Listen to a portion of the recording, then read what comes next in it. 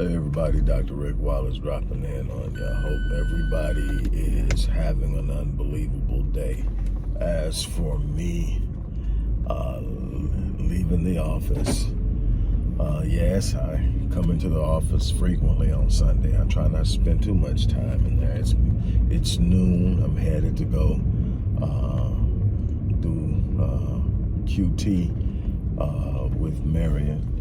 Spend some quality time with baby, but had to get some things done. There's a lot on deck for Rick Wallace Enterprises, which includes the Odyssey Project, Visionetics Institute, Master Fitness 21, Myriad Business Solutions, and a couple of other endeavors. There are some things, especially with TVI, that we're working on that should put us in a great place to really do what I love doing in such a passionate way.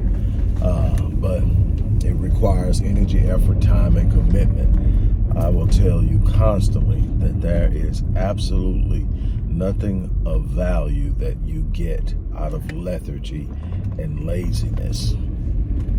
Laziness is the result of an unpurposed mind, and it is one of the most destructive forces known to man. It has literally slaughtered dreams. And so I tell you, if it's something in your life that you want to do, focus on it.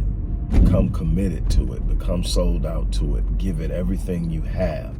Don't buy into all of the illusions that appear in the form of setbacks and problems and obstacles and struggles. That's par for the course. That's the testing of your persistence, the testing of your faith, the testing of your focus. Your job is to be committed to it and give it everything you have, because that's what you're leaving. That's a part of your legacy, whether it's parenting, whether it's your marriage, whether it's your business, whether it's your finances, whatever it is, it's the legacy you're leaving of how you lived your life. And depending on how you write this narrative, it will determine whether the world even knew you existed 10, 15, 20 years after you're gone. So go out and make it happen. I'm not going to be long. Like I said, I'm trying to get home and unwind, spend some time with baby, and I'm pretty sure the rest of the family is going to ease in on it. That's how they do. But we had on yesterday a very close friend of mine, so close that I've called her sister for years, and she looks at me as a big brother. Calvis Jones came on, and we talked about the importance of being a doula and holistic health and herbal medicine and so many other things that she actually functions in and does. I want you to keep her lifted. She just informed me that after that episode, later in the day, her father had a stroke as a result of an aneurysm. So keep him lifted, send love, light, prayers, however it is you practice your faith. Do that for me. This is a beautiful family. She's a very giving and loving person, and she is a whole lot of fun. So I know she's carrying this on her shoulders. I mean, all out, because that's just how she is. So do that, and that'll be appreciated. Also, I want to real briefly, consistently talk to you about the importance of supporting the work that we do at the Odyssey Project. I've talked to you in great detail about the ability to impact African American adolescent and young adult male violence. The fact that we have so much knowledge, awareness, and actually systemic programs like Black Men Lead. And we're going to have another person on who's real big on that on the show coming up, the teacher show coming up this weekend. We're going to have someone who is really going to talk about it some more. They're doing a lot of the same work I'm doing, and you'll get to meet them and what they do. You know, I'm about connecting, and that's what we're going to do. Is we're going to highlight people. We're going to bring people on who are boots on the ground, people who are doing work that is so necessary.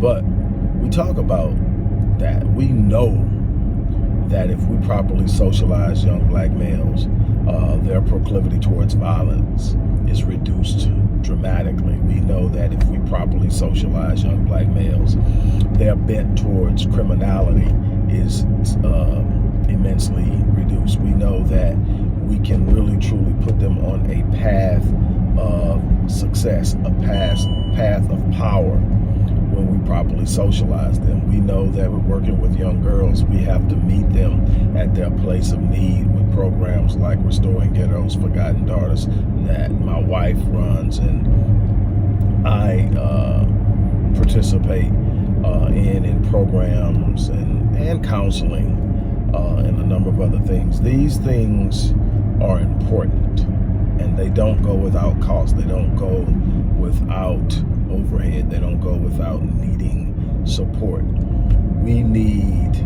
you to support us in spirit. Absolutely. Support us in encouragement and celebration. Absolutely. All those things matter. But the thing is, none of those things are going to get what needs to be done on a operational level. Operations require resources, and we need your support. There are so many stories out there about the pain that is being inflicted upon the black, and I use the term community lightly, the black community from within. Things that we should be in a better position at this particular point in time and juncture of our history in this country. And what we have to realize is some of the things that are ailing us are internal and endogenous issues. And we can point to racism all day long. We can point to a racial caste system. We can point to all the things that we've had to endure systematically over the course of our lives and the lives of our ancestors. And there will be legitimate claims. There will be legitimate issues. Here's the problem, though. If we don't deal with the issues that we are culpable in, issues that we have a responsibility to address, then we simply leave ourselves vulnerable to all of the things that we are complaining about that others do. One of my favorite quotes. One of my favorite quotes is an African proverb that says, if there's no enemy on the inside, the enemy on the outside can do us no harm. And I believe that. I believe that the more we heal ourselves from within, the more that we strengthen ourselves from within, the more that we prepare ourselves from within, the less impact that the racial caste system here in this country will have on us. We will become more sufficient. We will become more efficient. We will become more proficient. We will become more autonomous, more self-sustaining, and we will have less need to depend on them. And the less we depend on them, the less power they have in our lives. And we have to start with things that matter. We cannot raise up a nation without powerful black men, and we can't do that without socializing young black boys. And we need to be aware of all the other things that go on. So I'm asking, show some love, show some support. Click the link in the description box and give. I'm going to simplify it. The only thing that's going to be in this description box is the way to show the love and support for this organization.